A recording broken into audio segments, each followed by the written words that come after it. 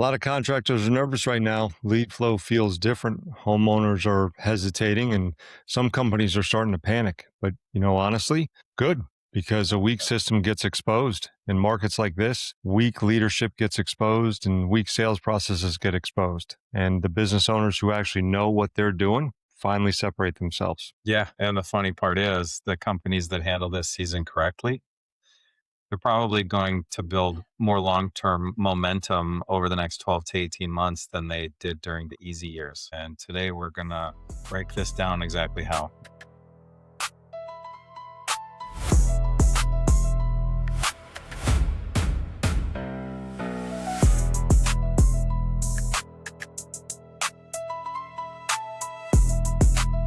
What's going on, everybody? Welcome back to the Fitz and Franson show.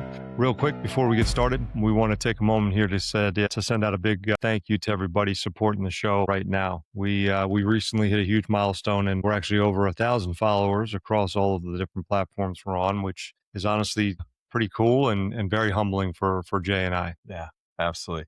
Especially because, we feel like on our end, this is still pretty early, and seeing business owners, leaders, salespeople, and more connecting with these conversations that Fitz and I are having, it means a lot to us. Yeah, definitely. So, look, we're building this thing from the ground up, and we've got some big plans for where we want to take it. So if these conversations are helping you out all out there, and that's a really cool thing for us. The biggest thing you can do to help is, like we ask at the end of every episode, is subscribe and share the show, and send those clips to people that you think might need some of those words and stories we're sharing. So comment and all the other things that go along with it. That helps a Yeah, lot. yeah, it does. And stuff, it matters more than a lot of us realize. The way algorithms work, interacting with our content helps us grow, helps us reach more owners, and helps us keep having bigger and better conversations. All right, Jay, enough of the sappy stuff. You ready to get into today's episode? Let's do it. All right, man. So today's episode is probably one of the more important conversations we've had in a while, because I think a lot of contractors are feeling a little bit of that pressure right now. And honestly, Jay, I think some people are maybe pretending they're not. Yeah. Yeah. You can hear it in conversations. You can see it in marketing. I can see it in marketing. You can feel it in desperation on phone calls. All of a sudden, companies are throwing giant discounts everywhere. Ads maybe feel a little bit more panicky, and there's more of the buy now before it's too late type of ads out there. And when this starts happening, a lot of times it means that owners are reacting emotionally instead of strategically. Yeah. So this is where I want people listening to really pay attention, because easy markets, they hide bad business, and easy markets can cover up weak leadership. They certainly, cover up maybe a terrible follow-up game, and easy markets, unfortunately, they can cover up lazy salespeople too, Yeah. right? But I think one of the things we talk about here a lot is systems, and I think easy markets are absolutely going to cover up those broken systems that are out there. When leads are flying in every day, you can get away with really being average, right? But when things slow down just a little bit, now we get to find out who can actually run a business, who can actually operate things. Yeah. Yeah. And we've been running leads for the home improvement industry for 6, 7 years now. And so we really saw the COVID boom. And yeah, that was an accident. My kids are like, no, Dad, no. I My didn't mean dad, to say 6, 7. mine would be disappointed if I didn't do it, man. Yeah. That's awesome. But we really, over the last several years, more and more conversations about, oh, it's getting harder. There's more competition, stuff like that. But honestly, I think that in the long run, this is probably healthier for the industry. Yeah, I would tend to agree, because look, for the last several years, like you said, things were a little bit easier. And if we're being honest, there were probably companies out there that were growing that really had no business doing so, right? They had no systems, they had no accountability, no operational consistency, really, maybe no understanding of marketing attribution or no customer experience process. They just happened to exist during a very active buying cycle. Yeah. Yeah. I've seen in the last 5 years, I've seen more companies than I'd like to talk about go out of business. Hmm. And their comments were, I don't know what went wrong. And it's like, well, do you know what your close rate is of your sales team? Do you know what your cost per lead is? And they just didn't have an awareness of how that business should have been run. So, and on the flip side of that, homeowners are more careful, which means that trust matters. It matters more than ever. Clarity matters more. Reputation matters more. Follow up matters more. I tell every single customer I talk to, what are you doing with your Google business profile? Are you responding to your reviews? Are you chasing reviews? Are you building that trust? And so, to be honest, people that aren't doing that, I think that those people are actually benefiting the companies that are doing this stuff correctly. Yeah, and look, I think this is really important too, right? So this episode is really not about the doom and gloom, right? I know it probably started off a little bit that way, Mhm. and we're not here predicting like a big recession or anything along those lines, and we're not here trying to scare people. We're certainly not trying to say the sky is falling. Like Yeah, what we are saying is this: if you are a real leader, a real business owner, this can be one of those kind of big windows of opportunity type moments, right? That yeah, probably one of the biggest ones you've had in years. yeah, yeah. Because, and we'll keep saying it, markets like this, they create separation. Yeah, the companies that stay disciplined right now, those are the companies that are going to own the market share later. Not the loudest companies, not the cheapest companies, certainly not those companies screaming discounts online every day, but those disciplined companies. Yeah.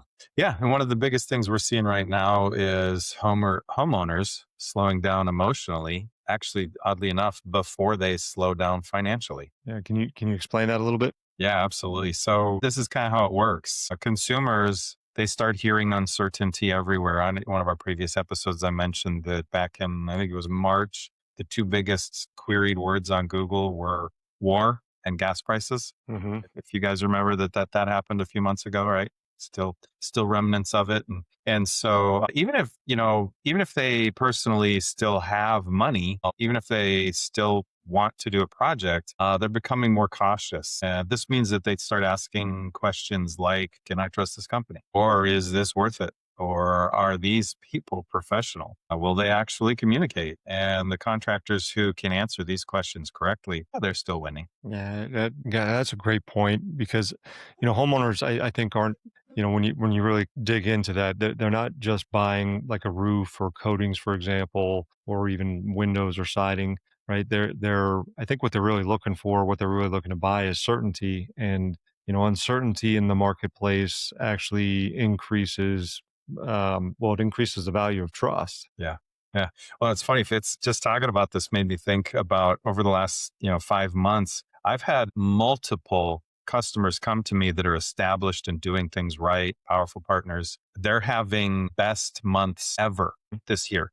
And I'm talking about great organizations. They have systems in place and they have great people working for them. And so we also have other types of partners with Powerful where they're coming to me saying, oh, this is horrible. What am I going to do? So this is, to be honest, this is where a lot of contractors screw this up. They can accidentally think that a slower market means lower the price, but usually Fitz, that's the wrong move. I think almost always it is because if your first response is to, what I would refer to as like panic discounting, what you're really telling the homeowner is we don't know how to communicate value, right? Yeah. Yeah. And now this is interesting too, is you actually train the market to wait for the next discount. Yeah, for sure. And that becomes a really dangerous race, right? That you're eventually going to lose. So here's another thing I think contractors truly need to hear, right? Your marketing matters more during slower markets, right? Not less. Music to my ears, Fitz. I love it when you talk that way. I'm sure. I'm sure. Honestly, this is where companies disappear because the first thing emotional owners cut is visibility. Yeah, I think we hear it from time to time, right? Or at least some variation of it, right? They go, let's pause marketing, right? Which is basically like saying our answer to a slower demand is to become invisible. Yeah. Yeah. And you said the word earlier, market share. What do you think happens to market share when you quit spending? Certainly Mhm. doesn't go up. And in marketing space, that void is always filled with someone else that's willing to spend. Mhm. So that would mean that meanwhile, disciplined companies, they're increasing trust building content. They're posting more. They're educating more. They're showing jobs. They're showing process. They're showing reviews. They're building the authority. For sure. Look, people didn't stop going online during this time, right? And Yeah. homeowners are watching more than ever. They're watching all of it, even when they might not be commenting on it. Yeah. Yeah. Especially right now, because homeowners they're researching harder than ever. And one thing I think contractors underestimate is that people are looking for stability. If your company feels chaotic online, homeowners assume your operations are chaotic too. I think that's a huge point, Jay, because your content, I think, really is your sales process now. Before someone ever fills out a form or picks up the phone, I think they're actually doing or starting their evaluating process or evaluation process, right? They're looking at how do you communicate, how your team acts, whether you feel trustworthy or whether you feel established. Yeah. Yeah. That's another reason to don't turn advertising off. When people are like, I haven't seen them for a while. Are they even still in business? That's showing, uncertainty. So, Yeah. this is, and to that point, Fitz, this is exactly why we keep telling our contractors, take your content seriously. Dear God, please do. Please do. Yeah. Yeah. Yeah. And every piece of content really should be with purpose. It should reinforce trust, competence. Competence is a big one. Consistency, leadership, proof. Social proof is huge, Mhm. especially in these slower seasons. Yeah, and I think what's funny is a lot of companies, I think, accidentally expose themselves online, right? You Yeah. end up seeing maybe some of the panic that they're feeling right now. You see that desperation, and it's same as like a homeowner can feel from a sales rep in the house. They can feel it from your presence online too. Yeah, yeah, they absolutely can. And honestly, Fitz, I would say that homeowners today are incredibly good at sensing confidence versus instability. For sure, right? Confidence, I don't think it comes across as loud. I think a lot of times confidence is more like a presence of calm, right? Yeah, yeah, yeah, and that calm the companies can create wins trust. Yeah, I would agree with that. So let's break this down practically, like we tend to do. If I owned a contracting company right now and things started to maybe slow down slightly, here's maybe the first thing I would look at. Not the leads. So you're off the hook here, Jay. I'm going to look at my sales process. Yeah, absolutely. I'm I on figured board you with might. that. Yeah, sure. I figured you'd say that, right? But look, I think the reason I'm going to do it that way is because most companies they truly don't have a lead problem in most cases, Yeah, right? Some of them do, right? I think what they have more so though at times is a conversion problem. yeah. During busy years that they might not have noticed that they had a conversion problem. Yeah. Yeah, and I think that what's being revealed is this is probably one of the biggest hidden issues that's been in the industry. Typically what we see like when things slow down like they might have slowed down for some out there, company Mhm. will go, man, we need more leads. But when you actually like dig into it and you look closer, what you start to realize is that maybe like the follow up or speed to lead is inconsistent at best, right? They're showing up like late to the phone or what have you. They're quoting emotionally, like over discounting and like, Yeah.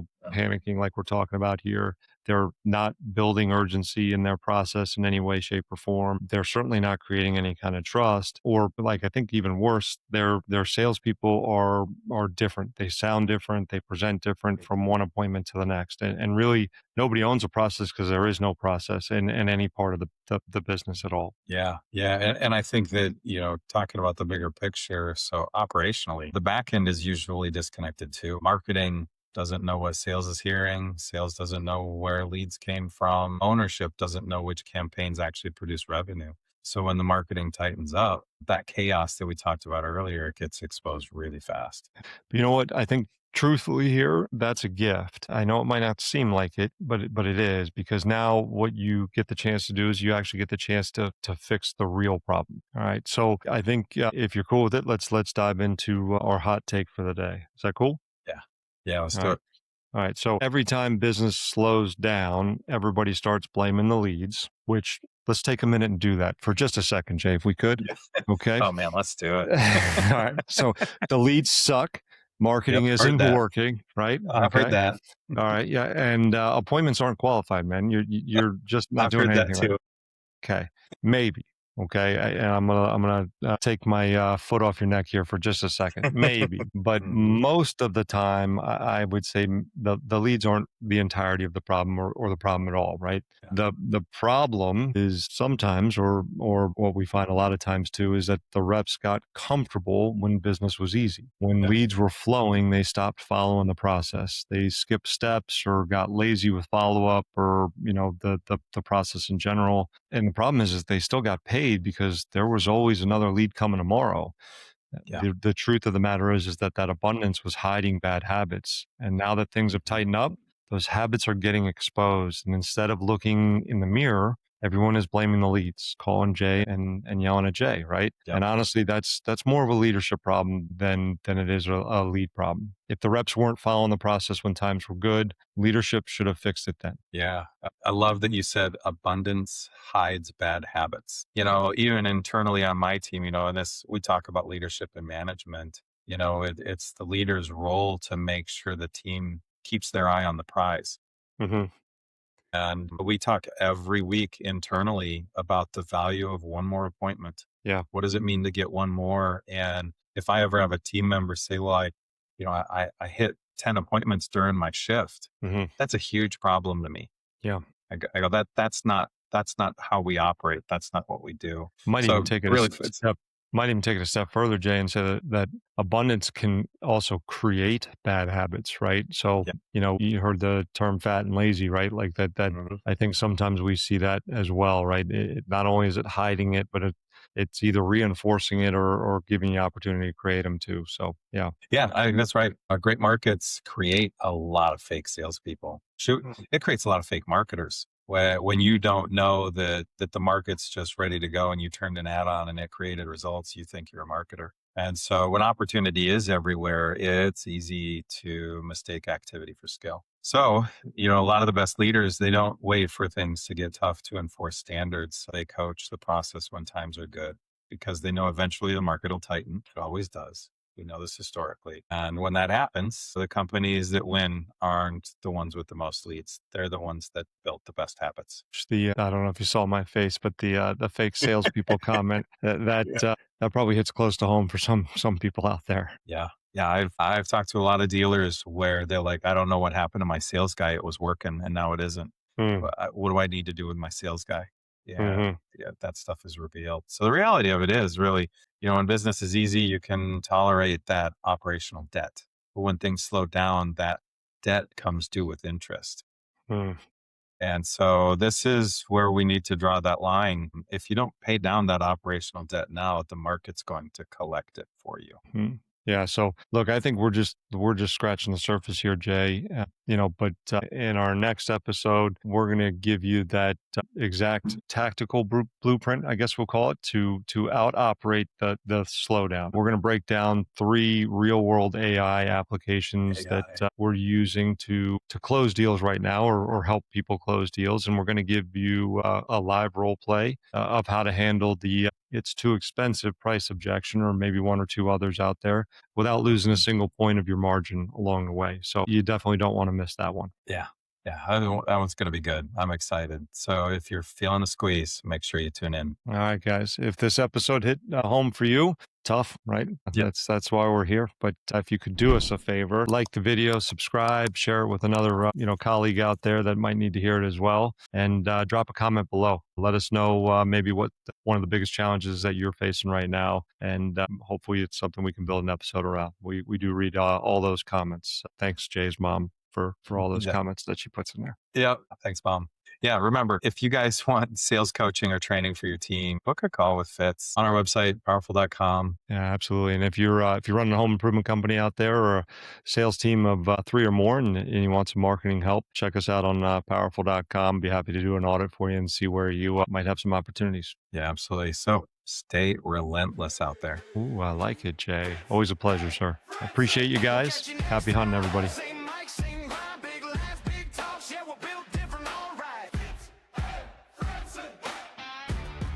Thanks for watching. Now get back to work.